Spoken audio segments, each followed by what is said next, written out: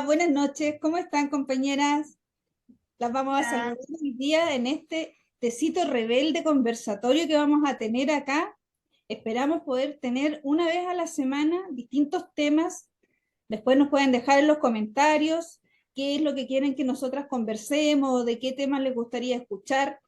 Esto es, nosotros somos personas comunes y corrientes, igual que ustedes que nos están escuchando, que nos interesan estos temas, que queremos analizarlos, conversarlos, y que no pasen de largo en la agenda como tantos temas que vemos que no son tratados, que no son conversados y no son llevados a lo cotidiano, a lo nuestro, a lo que nos toca. ¿Con quién estamos hoy día? Nos acompaña Olga de la Fuerza 18 de Octubre. Estamos hola, ¿cómo estás? Hola, con Eli Zapata del colectivo En Resistencia. Y esto también es Hola, organizado y asesorado por la Clínica Social Manuel Rodríguez. Todos nosotros vamos a estar conversando con ustedes y vamos a ver cómo sale este proyecto. Espero que nos acompañen, que nos den un comentario y aquí les vamos a ir dejando un rato más nuestras redes sociales, donde van a estar para que nos puedan encontrar. Del primer tema que vamos a hablar hoy día es de las ISAPRES, de este salvataje o de este primer trámite de ley que fue aprobado en el Senado y que pasó ya a la Cámara de Diputados. No sabemos cómo se va a dar la discusión ahí. En el Senado efectivamente se aprobó la idea en general, ahora en la Cámara de Diputados se va a hablar en lo particular, y además pasó este tema de la mutualización. La mutualización es un temazo, ¿eh? Porque en realidad lo que finalmente va a suceder es que se van a socializar las pérdidas. O sea, finalmente el afiliado va a terminar pagando la deuda de la ISAPRE. Pero lo vamos a conversar más en extenso, chicas. ¿Quién quiere partir? Díganme. a mí me gustaría un poco eh, especificar de qué se trata el dictamen de la Corte Suprema y lo que pasó en el Senado respecto de lo mismo que tú comentabas de la mutualización, porque el dictamen de la Corte Suprema indica que se debe respetar la tabla de factores por la que se calculan los planes de ISAPRE y el plan GES, que donde están las enfermedades catastróficas, que se respetaran los factores del 2019. Pero las ISAPRES querían que se respetara el valor que ellos ponían desde el 2022 al 2024. Y estos planes funcionan en base a trienios, vale decir, del 2019 al 2022 y del 2022 al 2024.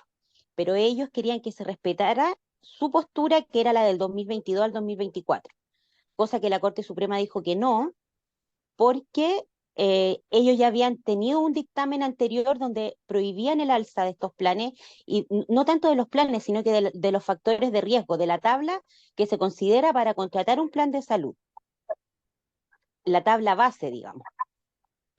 Entonces, en base a eso, fue que salió esta idea de rescatar a las ISAPRE y que el Ejecutivo presentó este proyecto de ley corta para, en el fondo, intervenir en otro poder del Estado, que es el Poder Judicial, y la sentencia que éste determinó respecto de cómo se tenían que pagar las platas. Lo que pasó en el Senado fue que se aprobó en general eh, la ley corta, pero no solo se aprobó en general, sino que además se rebaja la deuda en 2/3. Y lo que queda de deuda se pretende mutualizar, que es una herramienta que ocupan muchas aseguradoras para hacer sustentable el negocio y, como bien lo decía la Luz al principio, van a ser finalmente los usuarios, los afiliados a la ISAPRES, los que van a terminar pagando. Vale decir, los que realmente deben recibir el dinero que se les debe pagar porque se les cobró de más, no solo no lo van a recibir, sino que además van a terminar pagando todos juntos la deuda que las ISAPRES tienen con los afiliados. En base a eso, es importante decir también que este proyecto nació del Ejecutivo, eso hay que recalcarlo, porque los poderes del Estado son totalmente independientes, eso es lo que sabíamos hasta ahora. Sin embargo, con esto se introduce uno en el otro, influye uno en el otro, desautoriza uno al otro, y eso atenta básicamente contra la democracia, porque esto va a sentar un precedente para que en cualquier otro tema uno se involucre en lo que le corresponde al otro, y los que vamos a salir perjudicados vamos a ser nosotros, los ciudadanos. Ahora es el tema de la ISAPRE, pero puede ser que en cualquier otro momento sea otro tema, y que no vamos a tener ni voz ni voto. Solamente a nosotros nos queda acatar lo que ellos arreglan a puertas cerradas. A mí me parece que el tema de los ISAPRE es un temazo, el tema de la mutualización es un temazo también, porque si bien es cierto, muchas de nosotras no cotizamos en ISAPRE, por lo general, por nuestras convicciones, estamos en el Fondo Nacional de Salud, pero significa que esto puede, como les decía anteriormente, esto puede sentar un precedente que va en contra de nosotros, de los ciudadanos.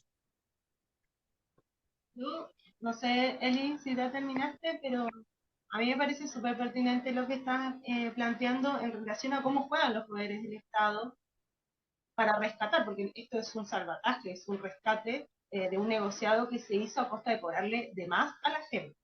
Entonces, por un lado, el Poder Judicial fue dando alguna respuesta parcial, pero siempre a cuenta gotas, lo que le llevó a las ISAPRES a seguir haciendo lo que querían, y llegamos a un punto en donde ponen el grito en el cielo, por supuesto que hablan de que está en riesgo la salud de los chilenos, cuando en definitiva nunca les importó la salud. Y lo que hizo el Poder Ejecutivo desde el principio fue a jugar a favor de las ISAPRES. O sea, el Poder Ejecutivo, el gobierno de Gabriel Boric, lo que hizo fue pedir prórrogas. Pensemos en esto, o sea, lo mínimo, pedir prórrogas a la justicia. Cualquiera de nosotros que va a la justicia, que tiene un fallo en contra, apelás, que te tiran con la cabeza con el fallo, y tenés que cumplir. Bueno, acá ya van como 2 prórrogas, y todo este tiempo fue a favor de buscar justamente los acuerdos políticos para hacer un salvataje de este negociado a costa de los propios afectados, porque eran los que tenían que recibir, o sea, los que tenían una creencia a favor porque les cobraron de más, y sin embargo van a ser los que van a terminar pagando con este mecanismo de la socialización de las pérdidas. Así que ahí la responsabilidad del gobierno no es menor, además que según lo como estabas contando, es el autor de esta norma que viene a rescatar este negociado. Y en definitiva, a mí lo que me parece también muy pedagógico es pensar a todos los poderes del Estado capitalista, cómo en definitiva funcionan siempre a la hora de proteger los intereses de los capitalistas. Por eso a nosotros nos dan por la cabeza con fallos siempre, o sea, por cualquier cosa puedes terminar preso, bueno, la criminalización de los luchadores, etcétera, etcétera. Y eso a la hora, cómo juega la justicia cuando de sectores con grandes capitalistas como las ISAPRES tienen un fallo en su contra, cómo salen los otros poderes a rescatar a este, entonces la articulación de los 3 poderes del Estado capitalista saliendo al rescate de uno de los mayores negociados. Boric, el gobierno de Boric va a pasar a la historia por muchas cuestiones, por reafirmar el negociado de las ISAPRES con esta ley corta si sale así, por rescatar y reafirmar también el modelo de estafa de las AFP, porque eso están negociando, que van a ir más aporte a las AFP, y en definitiva reforzar el aparato represivo, o sea, toda la agenda que la derecha siempre levantó y que supuestamente este gobierno estaba en contra y iba a ser distinta, bueno, se terminan consolidando estos grandes negociados que empiezan a abrirse paso con la dictadura de Pinochet. Ok, adelante, Eli, me decías que querías comentar algo de lo que estaba hablando la compañera. Sí, que es importante mencionar, que yo lo había olvidado, que las ISAPRES y respecto de sus votantes en esta ley corta, financian a la gran mayoría de los senadores que están hoy en el Congreso votando a favor de esta ley corta. Son los grandes financistas de ellos. Por lo tanto, también ahí hay un tema de para quién se hacen las leyes, que finalmente estamos viendo los resultados de que no son para el ciudadano común y corriente, son para el modelo, para fortalecer el modelo en todo ámbito, ya sea, como decía la Olga también, para la AFP, porque son los grandes capitales los que financian las campañas políticas. sí, el entrelazamiento de todos estos sectores de la economía con los sectores políticos es evidente. Bueno, nosotros estamos en un tecito rebelde, pero el gobierno con los capitalistas hacen sus cheese and wine y ahí acuerdan todo. Así que, bueno, esa alianza, eso es lo que tenemos que tener siempre en claro desde los sectores de la izquierda, que muchas veces la izquierda se reivindica estatista y hay que tener ojo ahí, porque este Estado nosotros nos reivindicamos o no debiéramos hacerlo al menos, es un Estado capitalista y como tal tiene todo articulado su resort y su estructura jurídica para defender los negocios y los intereses de los capitalistas. No dejar pasar lo del cheese and wine, por favor. Sí, por favor. Lo del cheese and wine. Bueno, y con respecto a lo que... ¡Salud! A propósito del cheese and wine. Y como decía Eli, los financistas, pues, dime quién te financia y te diré cómo votas, claramente. Entonces, Exactamente. es un hecho que no, nunca, nunca debemos perder de vista. Como decía también la compañera Olga, nunca perder de vista el Estado capitalista, si esta pseudo izquierda y derecha unidas jamás serán vencidas, unos y otros se tiran la mano y se lavan la mano ahí para poder rescatarse y seguir manteniendo el robo. Las ISAPRES son un negocio que nace desde el robo, o sea, cualquier negocio que nosotros hagamos, un plan de negocios, debe reportar ganancias, pero esas ganancias no pueden estar basadas en que tú le robas a tus clientes. Entonces el negocio desde el día uno estuvo mal pensado. Nunca fue un Claro, negocio. claro, funcionó en la medida, como dijo, no me acuerdo el nombre, uno de los representantes de las ISAPRES, que nunca estuvo pensado esto para responder con prestaciones, porque, a ver, en definitiva, ¿de qué estamos hablando? Estamos hablando del derecho a la salud de las y los chilenos.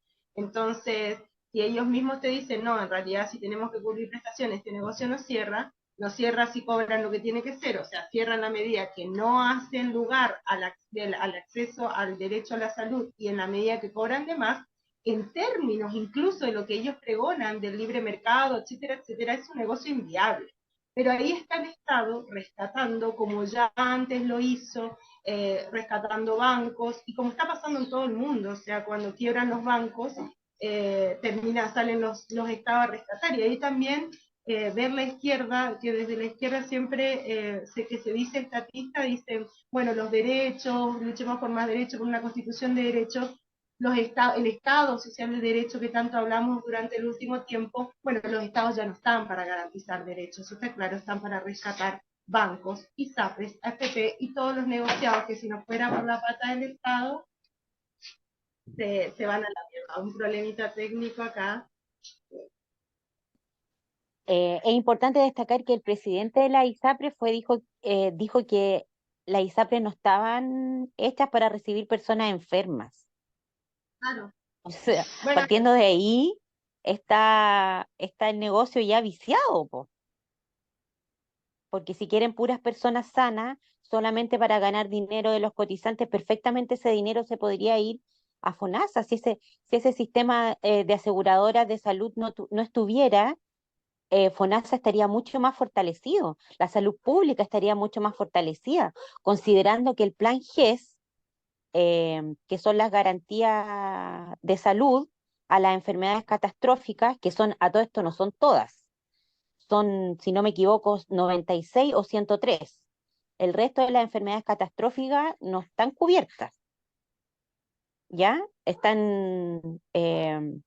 Cada uno se tiene que salvar con bingo, con completadas bailables, porque así es la salud en Chile.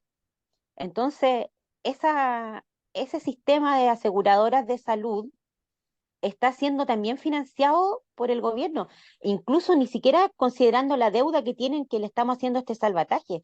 Ya antes, ya estaban recibiendo dinero del Estado porque al no tener la capacidad el Estado de cubrir por su sistema estatal de salud, digamos, de lo que le llaman el sistema público ya, que para cubrir las enfermedades, como no se cumplían los plazos, se le pagaba al prestador particular por cubrir ese tipo de enfermedades, ya fueran cirugía o otro tipo de procedimientos médicos. O sea, desde antes ya el Estado estaba financiando a esta aseguradora. Entonces, no solamente les ayuda por esa parte, sino que además la ISAPRE, recibiendo la ayuda del Estado, le cobraba de más al paciente o al afiliado por dar esa prestación que ya estaba siendo subsidiada por el Estado. Aquí hay una doble agravante, digamos.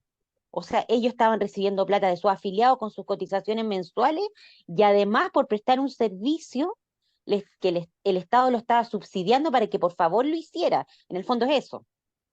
¿Ah? En el fondo es, por favor, atiéndeme a esta persona porque yo no puedo recibir en el sistema público. Sí. O sea, Bueno, ya está malo, también, ya. De base está sí, malo. no, no es viable, por lo menos no en sus propios términos, no es un negocio viable, sino es por medio de la estafa y la ayuda del Estado. Y ahí también me parece interesante volver sobre esto que dimos mucha vuelta en este último tiempo con los dos procesos constituyentes, esto del Estado Social de Derecho en contraposición a lo que hoy tendríamos, que tenemos, que vendría a ser un Estado subsidiario. Polemizar un poco con esta idea de Estado subsidiario. ¿Es Estado subsidiario realmente o eso se aplica respecto de las personas cuando de nuestros derechos se trata? Porque el Estado no es subsidiario, no está por atrás, el Estado está bien metido para hacerse cargo de toda la parte del negocio que no le es redituable. Lo mismo pasa con las FP, insisto, porque es otro de los grandes negociados que va a verse reforzado durante este gobierno, porque el Estado se viene haciendo cargo con la PGU o sea, de muchas pensiones, porque ya sabemos que la FP no está pensado para pagar pensiones, sino que para el mercado de capitales, que en ese sentido sí funciona muy bien. Pero digo, otra vez el Estado haciéndose cargo de todo, como diríamos en términos coloquiales, la grasa, o sea, lo que no es negocio, y dejarle solo la parte donde sí pueden hacer negociados, incluso en términos abusivos. Entonces el Estado está para garantizar estos negocios, no es subsidiario. Y si te enojas y si protestas, el Estado también está para reprimirte. Bueno, como vemos directamente con la militarización en el sur, en un momento también en el norte, y ahora que se está discutiendo esa salida represiva por los problemas de seguridad también en la región metropolitana. O sea, siempre está presente. No es un Estado subsidiario en la medida en que estén afectados los negocios de los capitales. Pero recordemos también que el primer salvataje a la AFP lo dio Michelle Bachelet cuando instauró el Pilar Solidario. El Pilar Solidario fue un salvataje a la AFP, así, con Sí. todas sus letras. No fue una ayuda para las personas que nunca hubieran cotizado o porque habían cotizado poco, se les daba esta pensión eh, solidaria, como bien lo dice, sino que fue un salvataje a la AFP, porque ellos no daban abasto, no tenían cómo pagar pensiones dignas y que tampoco son dignas. O sea, 193.000 pesos, que es una pensión del Pilar Solidario, no es una pensión digna. Pero vamos a ver en qué queda esto de las ISAPRES. Por ahora está entrampado por el tema de la mutualización, pero bueno, en definitiva lo que va quedando claro es el rol protagónico del gobierno en este salvataje, en este rescate, como los afectados son siempre los mismos, los usuarios, los ciudadanos, las chilenas y chilenos que cuando tenían que acceder a las prestaciones no lo pudieron hacer, que se les cobró de más, y bueno, ahora todos los poderes del Estado están abocados a rescatar este negociado. Oye, pero también es un punto importante que no es menor que se haya discutido casi al final del ciclo parlamentario de este año, que venga este proceso de vacaciones, por decirlo de alguna manera, de recesión del Parlamento, porque tienen un mes para hacer conversaciones internas o juntarse en la casa de Salaquet a ver cómo lo van a hacer desde marzo en adelante, porque quedaron varios temas pendientes. Entonces, no es, no es loco pensar que tiene su trasfondo eh, de... Ay, se me fue la palabra. lo de siempre. de complicidad con el sistema, pues, para poder sacar algo que les convenga a ellos y no hacerlo tan apurado, sino que conversarlo bien y ver todos los pros y los contras y tenernos a nosotros ahí a la expectativa de qué es lo que va a pasar cuando ellos ya saben lo que va a pasar. Si somos Sí. nosotros los que tenemos la incógnita, ellos no. O sea, pero igual uno puede, también es crónica de un final anunciado, una muerte anunciada. O sea, acá siempre los intereses de los trabajadores son sacrificados en el altar de la componenda entre los sectores políticos que representan a estos capitales. Entonces, nada bueno va a salir de ahí, esa es una conclusión importante. Es mentira que esos representantes en realidad representan nuestros intereses. Ellos están viendo todo este tiempo que ganaron, que es todo este año, o sea, creo que mínimo van 2 prórrogas que el gobierno pide para hacer cumplir el fallo. Entonces, ahí pensar también en términos de solidaridad de clase, porque uno puede decir, bueno, la mayoría de los trabajadores ya no están las ISAPRES porque ya estamos más caídos del sistema y tenemos que estar a resignarnos a estar en la lista de espera nomás de FONASA, pero de todas formas, esta es una arista más en donde se nota la orientación de clase de este gobierno y ver que en definitiva no es un problema de unos pocos que tienen acceso a las ISAPRES, es un problema de salud, de la salud pública, de cómo sacrifican el derecho a la salud pública para salvar los negociados de unos pocos, de los mismos de siempre. Oye, pero es importante también tú que tocas el tema de las listas de espera, que las listas de espera son de patologías que no están en el GES o en el auge, como se conoce también, porque las patologías que están en el auge tienen garantías. Entonces, si esas garantías no se cumplen, se van inmediatamente al sistema privado. Las listas de espera son de patologías que no están en ese listado.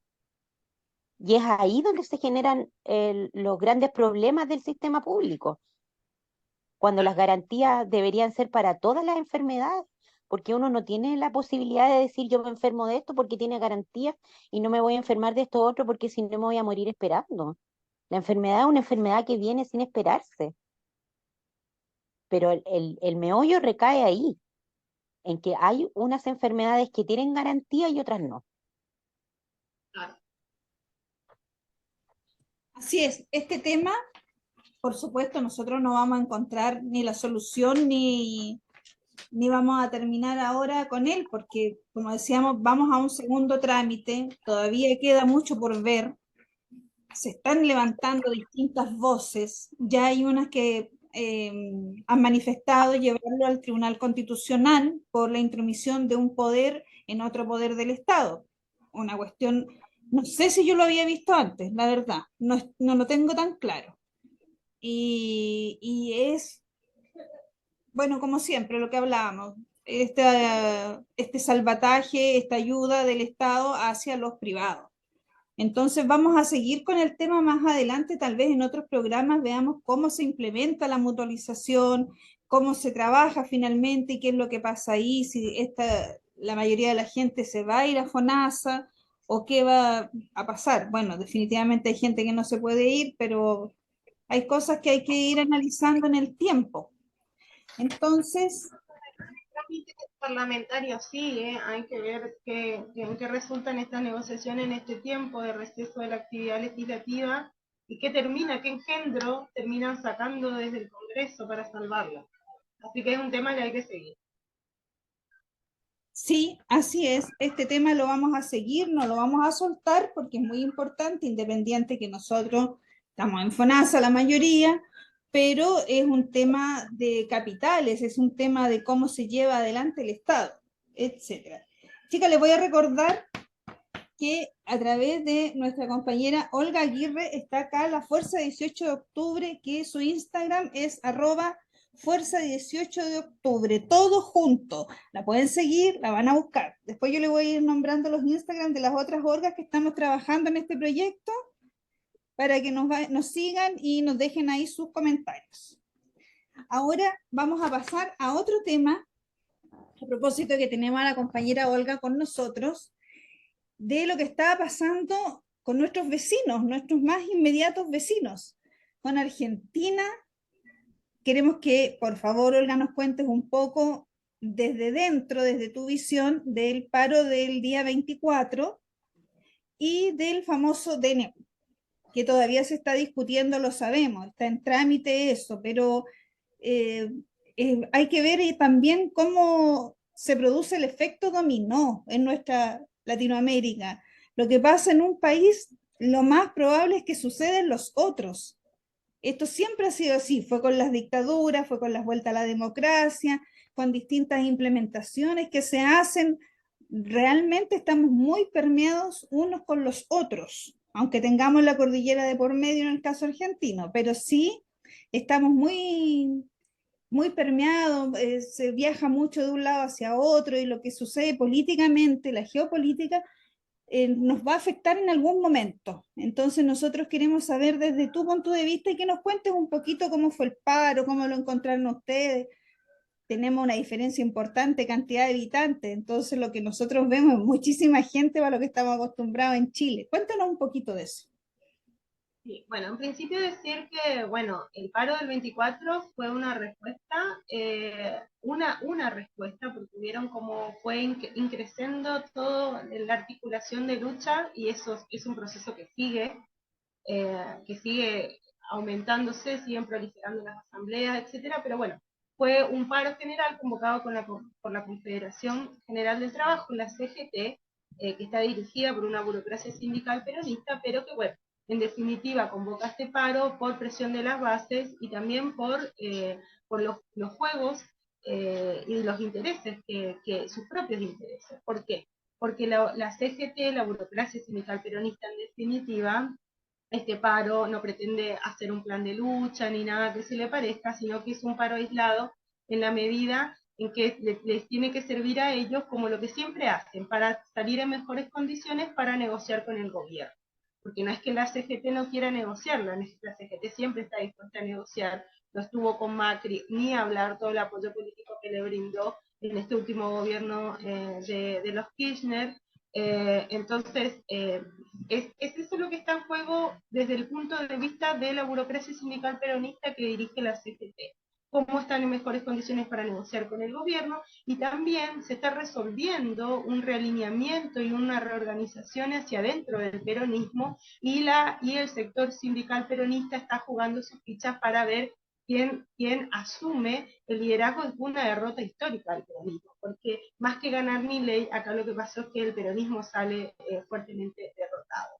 Entonces, este paro fue precedido de otras acciones de lucha. Ya el 20 de diciembre, o sea, 10 días de asumir, una movilización importante. Todos los 20 de diciembre la izquierda, los sectores combativos movilizan porque es el aniversario del 2001 y bueno, se recuerda a las víctimas de la represión del argentinazo, pero esto fue tomado como un experimento de la política represiva. Entonces hubo un fuerte operativo represivo el 20, al final fracasó porque la gente se concentró, se llegó a la plaza, se hizo el acto. Eso a su vez fue como la punta de lanza que incentivó lo que venía después, que eran los cacerolazos, en respuesta a una cadena nacional que hizo el presidente Milei anunciando el decreto de necesidad y urgencia, donde prácticamente lo que hace es una apertura, una liberalización de la economía, venta de empresas estatales, apertura, bueno, es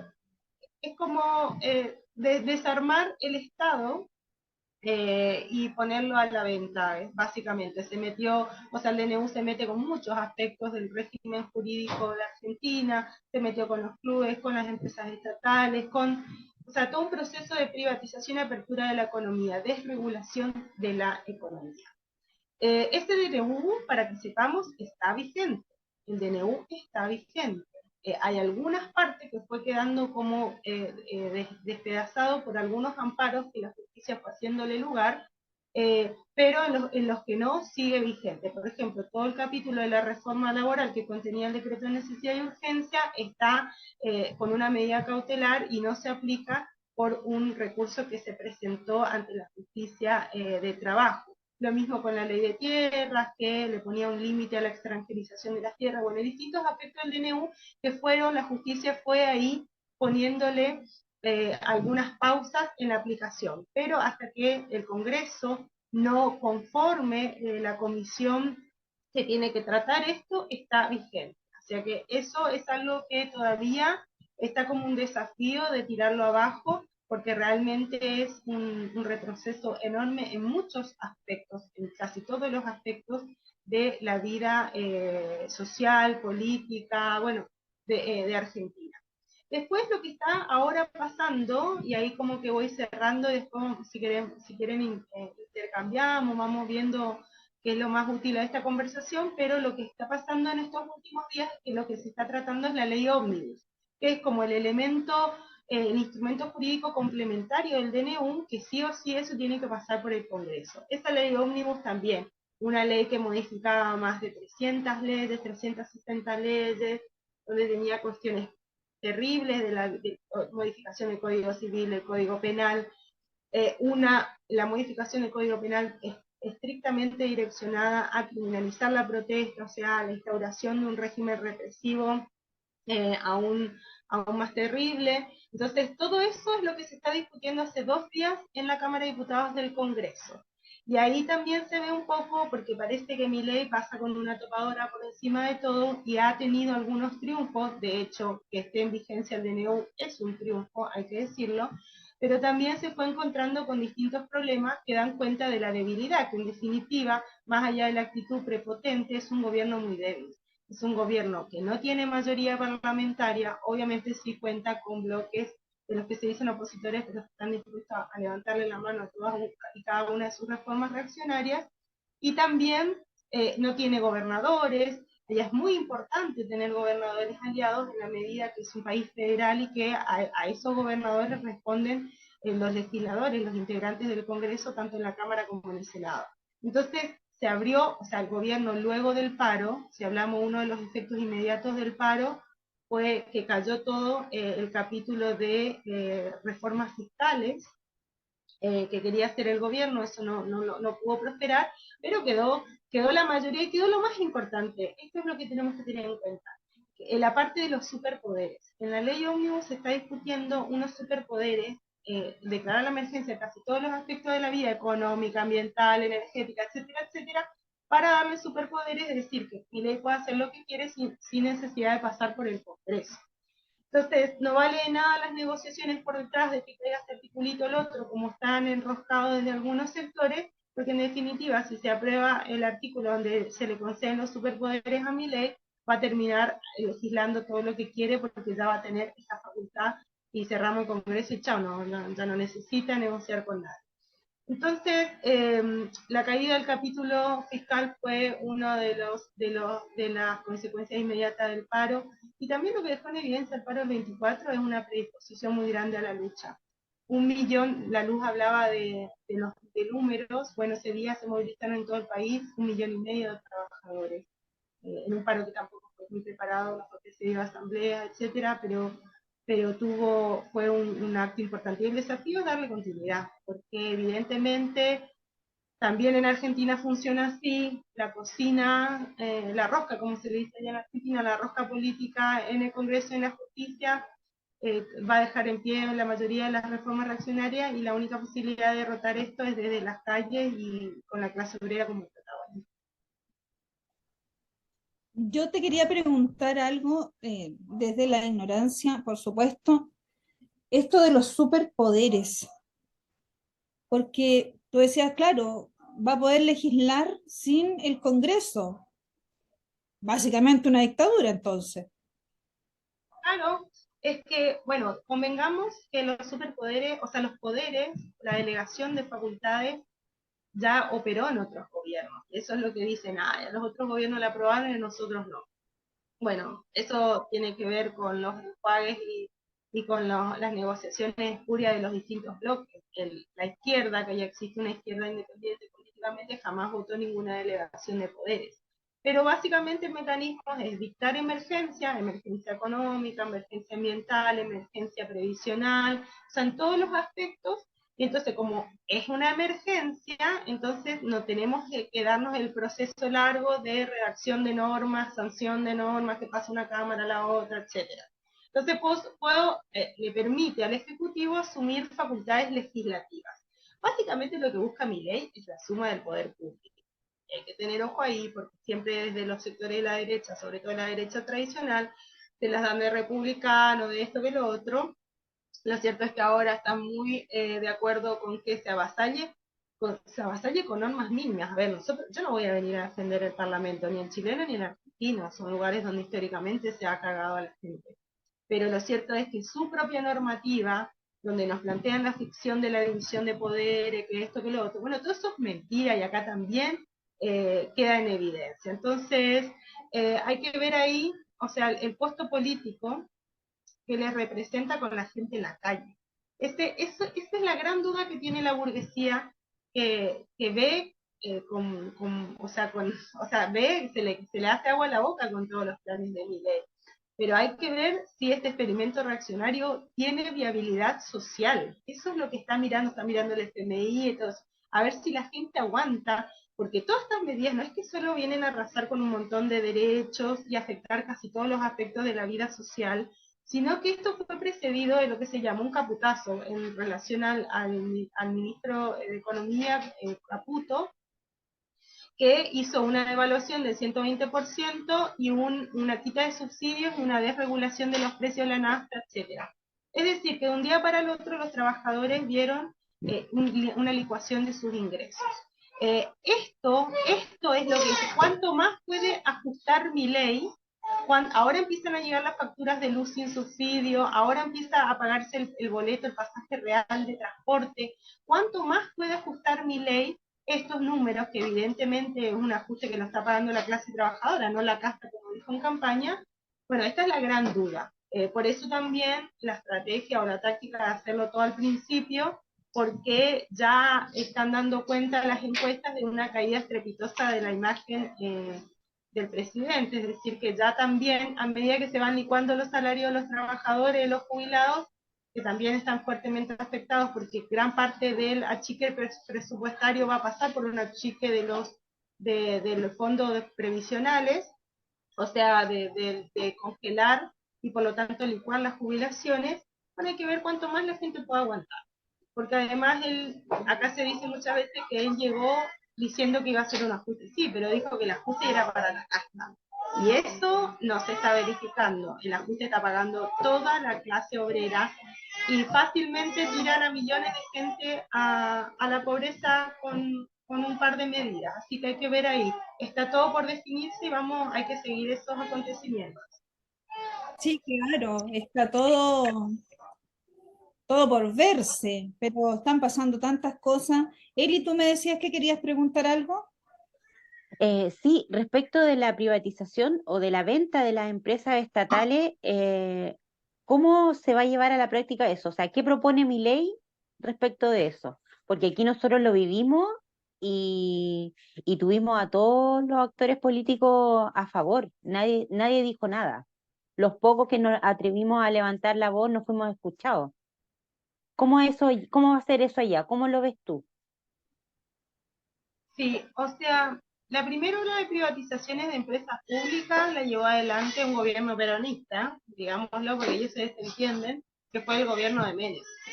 La dictadura no logró hacer todo lo que quería, una dictadura que duró muchos años comparada con la de acá, bueno, no logró. Vino Menem en los 90 y llevó adelante un proceso de privatización de sectores importantes que estaban en manos del Estado. Las telecomunicaciones, los trenes, bueno, las rutas, bueno, con las concesiones, eso acá también es muy común. Ahora lo que pretende, con el kirchnerismo, lo que hubo fue una vuelta a la estatización de algunos aspectos, estatización que siempre hemos sido muy críticos, porque sirvieron, y eso tiene razón cuando le dicen, sirvieron para organizar un capitalismo de amigos de los sectores más cercanos al kirchnerismo, en control de los trabajadores, hicieron muchos negociados y además con indemnizaciones muy cuantiosas a las privadas que estaban, que se hicieron, que fueron las beneficiarias de esa primera ola de privatizaciones. Ahora Milei lo que pretende es privatizar todo el resto que queda y todo, o sea, volver, por ejemplo, el Banco Nación, los medios públicos, el yacimiento o sea, YPF, aunque eso supuestamente quedó afuera, pero no. O sea, hay un cúmulo de empresas que todavía están en manos del Estado, o que el Estado tiene la cartera accionaria mayor, que le permite como que tener como la acción de oro, que se le dice, como en el caso de YPF. Pero bueno, Aerolíneas Argentinas. ¿Y cuál es el argumento? Es que son empresas deficitarias, que son cajas políticas, que todo eso, o sea, yo, yo también coincido que son cajas políticas que manejaron a discreción y que probablemente no le interesaba el servicio que se estaba brindando, por ejemplo, a Aerolíneas Argentinas.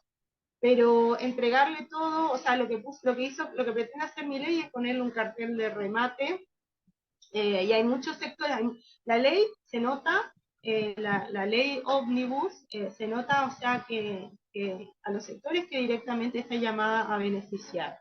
Entonces hay un reparto de un botín, está en juego un botín, el fondo de garantía de sustentabilidad de las jubilaciones, con eso se quiere hacer el Estado, o sea, directamente un saqueo de los fondos jubilatorios. eh, bueno, ahí la oposición por un lado dice no te vamos a dejar privatizar todo, solo lo que es deficitario. Bueno, en realidad no tiene que pasar ninguna privatización. No porque defendamos las estatizaciones kirchneristas, que fueron turbias, que fueron para beneficiar a capitalistas amigos, y porque en definitiva tampoco es que el Estado gestionando esas empresas le dio prioridad a los intereses de los que deberían ser los beneficiarios, que son las mayorías populares de Argentina, pero no defendemos esas estatizaciones, porque también hay que tener cuidado, lo mismo que hablábamos al principio con las ISAPRES, defender estatizaciones, bueno, si no es con el control obrero, termina siendo un botín de la política y de los empresarios amigos, como sucedió siempre, históricamente. Pero Exactamente. ahora lo que pretende a través vía las privatizaciones, también lo que está en juego es el financiamiento, o sea, que se haga caja el Estado argentino para el proyecto de dolarización, que es otra de los grandes proyectos que tiene Milei y que prometió en campaña. O sea, no puedes hacer una dolarización sin dólares, evidentemente. Entonces, vía venta de las empresas que quedan, las empresas estatales, se empieza a hacer caja para iniciar un proceso hacia la dolarización, que ya es como, bueno, un país bananero, con perdón de los países bananeros, pero es como lo último que nos faltaba, la última cuestión de soberanía, ya tirarla a la basura. Claro, porque eso justamente pasa, porque nos vamos a transformar Latinoamérica entera en un país en un país bananero, como un solo capital, digamos. Para allá vamos, eso es lo que quiere el imperialismo, que seamos todos privados, todos capitales en el fondo.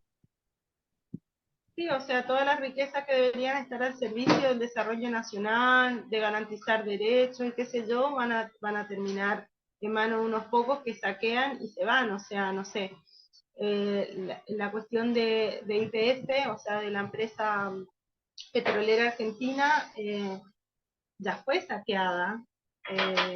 Y bueno, ahora lo que le queda al resto. Igual no es tan fácil iniciar un proceso de privatizaciones. Va a tener que ver ahí cómo juegan los acuerdos. Hasta ahora lo que pudo avanzar en acuerdos parlamentarios lo hizo eh, comprando uno a uno a los gobernadores. Digamos lo que los gobernadores no están defendiendo los intereses del pueblo de sus provincias, están defendiendo los intereses capitalistas de sus provincias. Entonces, en definitiva, se está negociando puntitos de una ley que benefician a unos poquitos, a las burguesías locales, y mandándonos a la mierda. O sea, yo ya no vivo allá, pero mi familia está allá, y mandándole a la mierda y que caigan del sistema a las enormes mayorías. Mi ley intenta instaurar un régimen que acá lo hizo la dictadura, en un país que tiene un umbral alto en defensa de Eso te los iba a derechos decir. democráticos. Entonces no es tan fácil. No la tiene fácil Milei, sobre todo por la historia, por la tradición de lucha y organización que tiene el pueblo argentino. Entonces hay que apelar a eso, y eso quedó en evidencia el 24. Hay una predisposición a la lucha, Hay un proceso de organización, como se dio acá también, con el estallido de organización de las asambleas. Las asambleas fueron muy importantes, jugaron un rol político muy importante de organización de los vecinos durante la Argentinazo en el 2001. Así que todo eso se está articulando. Y la única salida, la salida en favor nuestro va a venir de la mano de los trabajadores. Eso es lo que tengo para decir. Así que me parece súper bien que toquemos este tema, tenemos que seguir atentos. Esto, como decía la Luz al principio, no es que solo va a afectar a la gente de Argentina, sino que esto es o sea, es un precedente terrible para toda la clase obrera. Es como que un tipo con una firma de un decreto venga y que se lleve de puesto derechos que llevaron muchas décadas de lucha. Entonces eso no puede pasar. Eso no puede pasar y mi confianza en el pueblo argentino es justamente apelar a esa memoria histórica y desde acá apuntalar todo lo que podemos y estar atentos y apoyar, porque también tenemos que volver a ejercer un internacionalismo fuerte que sirva. Estar pendientes, estar en solidaridad. Ahora hay dos compañeros detenidos en Mendoza por haber salido a las manifestaciones ayer. Entonces, se viene también una tentativa de instaurar una cuestión represiva como está vigente hace mucho tiempo acá en Chile, y sabemos que esas cuestiones son derrotas que después cuesta mucho levantar cabeza a la clase trabajadora, así que esto no puede pasar, no puede pasar, y desde lo que podamos hacer desde acá es un gran aporte. Bueno, eso es lo que tratamos también con este tecito rebelde online, es de dar apoyo, visibilizar, que la gente conozca qué está pasando, qué se viene, en qué están, etcétera, porque somos finalmente una América Latina y estamos todos juntos acá. Todas las luchas obreras, todas las luchas de nuestra clase son iguales en todas las partes de donde estamos, no, no porque sea en Argentina, en Brasil, digamos, cada uno con sus particularidades, pero es una sola, somos una sola clase. Una sola, como la burguesía tiene bien en claro eso. También hermanados. Exacto. Entonces nosotros no tenemos que apelar porque tenemos una hermosa historia de lucha de solidaridad internacional. Tenemos que rescatar todo eso y no es una sola, con un país además tan vecino, porque acá tenemos la cordillera, pero un montón de sectores de Chile del sur están conectados y hay familias, o sea, esto en verdad es una afectación completa, o sea, no sé, los chilenos que se iban a estudiar a Argentina, porque acá no está garantizado el acceso a la universidad, bueno, todo eso está en juego, así que no es menor y siempre que la clase obrera argentina salga a las calles, ahí tenemos que estar. Muchas cosas, por eso estamos en esto, estamos apoyando desde acá toda nuestra solidaridad. Como les decía al principio, somos distintas orgas que estamos hoy día. Les voy a dar también las redes sociales de la Clínica Social Manuel Rodríguez, su Instagram, YouTube y Facebook, donde van a poder encontrar este programa. Es todo junto, Clínica Social Manuel Rodríguez. Ahí lo pueden encontrar, vayan, suscríbanse, síganlos. Y ahora vamos a ir cerrando, porque la idea no es alargarnos tanto para que esto sea más entretenido. Recuerden dejarnos en los comentarios de qué quieren que hablemos, qué les parece esta idea, y vamos avanzando y construyendo, como siempre, entre todos y todas. Esto no solo es nuestro. La idea es que ustedes nos apoyen y nos digan cuáles son sus temas de interés también. Entonces vamos a poner, como siempre en este tipo de programas, un minuto de confianza, donde podemos decir lo que queramos decir más allá de la pauta. Eli, ¿estás lista? Sí, estoy lista. Sí, capitán, Adelante. estamos listos. Bueno, Adelante. eh, yo creo que es importante señalar que estamos frente a un gobierno de derecha, no es una coalición de izquierda, eh, donde nada de lo que se prometió en campaña lo ha llevado a cabo, excepto un par de puntos, pero siempre de la mano de la derecha. La militarización del Gualmapu va a cumplir ya 2 años militarizado, donde se han visto disminución en los hechos terroristas, entre comillas, pero los que han sido pillados son empresarios y sus secuaces, sicarios también, y el que ha salido perjudicado ha sido el pueblo nación mapuche, eh, la militarización de las fronteras en el norte, también, si bien es cierto, es necesario por por la alta migración ilegal que tenemos, que fueron invitados por el presidente anterior, pero que no estamos viendo las consecuencias de ello, y, y destacar los casos de corrupción. Creo que es importante, hay muchos, esto ya se fue de las manos. Chile se caracterizaba, por lo menos en la década de los 90, estaba muy solapada la corrupción, era muy pocos los casos aislados. Sin embargo, esto ha venido al alza, y, y tenemos que estar conscientes de ello, de que en Chile hay una justicia para pobres y otra justicia para ricos, donde tenemos un muerto que era pobre, se quemó en la cárcel de San Miguel por vender CD por una cosa mínima. Sin embargo, hay un montón, por no decir cientos, los que están en sus casas viviendo la vida de rico y famoso, acusados de robo, de fraude al fisco, de lavado de activos. Este gobierno sabíamos que iba a ser malo, pero yo nunca pensé que tanto. Ese es mi minuto de confianza. Gracias, compañera. Muchas gracias. Me falta darle solamente las redes sociales de Colectivo en Resistencia. En YouTube somos @enresistencia.1810. En Instagram, @enresistenciacolectivo. En X, antiguo Twitter, es @enresistencia. También nos pueden visitar y seguir ahí. Olga, ¿estás lista para tu minuto de confianza? Sí, yo creo Adelante. que todo lo que hablamos en relación a lo que viene haciendo, bueno, el gobierno ahora con esto de ISAPRES, pero lo que ya viene haciendo durante la mitad de su gestión prácticamente, sobre todo en el plano represivo, pero también reafirmando los negociados que venía supuestamente a romper, lo que está pasando en Argentina, bueno, nos pone sobre la mesa la necesidad que tenemos como clase trabajadora de organizarnos, porque con un discurso de derecha, con un discurso pseudo libertario, estos gobiernos siempre nos vienen a cagar. Entonces, nosotros tenemos que desarrollar los anticuerpos, que es la organización, porque ellos pueden avanzar, porque nosotros no estamos en condiciones ni siquiera de resistir muchas veces. En Argentina el escenario es distinto, pero justamente hay una izquierda organizada, independiente, no es lo que acá se dice como izquierda, o sea, no es centro izquierda, no es el peronismo, es una izquierda con independencia de clase, y allá las perspectivas de lucha por esa misma razón son mucho mejores. Acá tenemos todo por hacer.